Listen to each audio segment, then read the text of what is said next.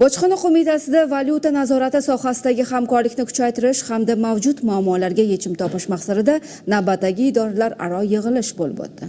Unda ishchi guruhning yil davomidagi faoliyati samaradorligi tahlil qilinib, tadbirkorlik subyektlariga qiyinchilik tug'dirayotgan masalalar muhokama etildi.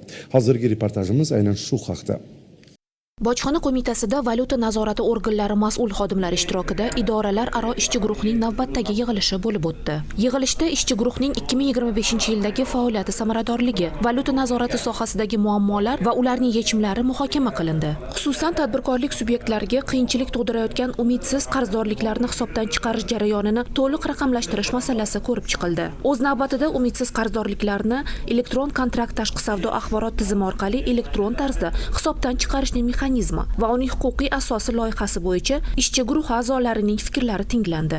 Yangi tartib loyihasiga ko'ra umidsiz qarzdorliklar avtomatik, yakka hamda umumiy tarzda hisobdan chiqarilishi, har bir idora tomonidan murojaatni ko'rib chiqish muddatlari va qarzdorliklarni hisobdan chiqarish bilan bog'liq jarayonlar kelishib olindi. Shuningdek, uchrashuv davomida valyuta nazorati samaradorligini oshirish, mavjud muammolarni bartaraf etish masalalari atroflicha ko'rib chiqildi va ishchi guruh faoliyatining 2026-yildagi ustuvor vazifalari belgilab olindi.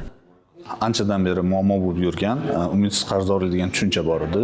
Ya'ni hozirgi tartib bo'yicha korxonalar umidsiz qarzdorligi mavjud bo'lsa, hukumat komissiyasiga murojaat qilib, bir 15 ta tashkilotdan shu tasdiqlarini olib, vaqt sarfiga olib kelayotgan edi. Ushbu muammoni bartaraf etish maqsadida davlatimiz rahbarining topshirig'iga asosan Bojxona qo'mitasining mas'ul xodimlari tomonidan shu fuqarolarning, tadbirkorlarning muammolarini joylarda o'rganish, sayyor qabullarga qatnashish, har xil davra suhbatlarini o'tkazish natijasida yig'ilgan juda ko'plab muammolarni prezident farmoni bilan o'sha bandni kiritdik, ya'ni o'sha umidsiz qarzdorlikni hisobdan chiqarish tizimini takomillashtirish maqsadida hozir yangi loyiha ishlab chiqdik.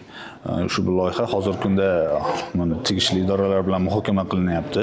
Butunlay to'liq ishlanib chiqqandan so'ng Vazirlar Mahkamasiga kiritiladi va tasdiqlangandan so'ng bu o'ylaymanki anchadan beri tadbirkorlar uchun kutilgan qaror bo'lib chiqadi. Sababi shu tashqi savdoda yuzaga kelgan qarzdorliklarni, umidsiz qarzdorliklarni bartaraf etish osonlashadi va tezlashadi.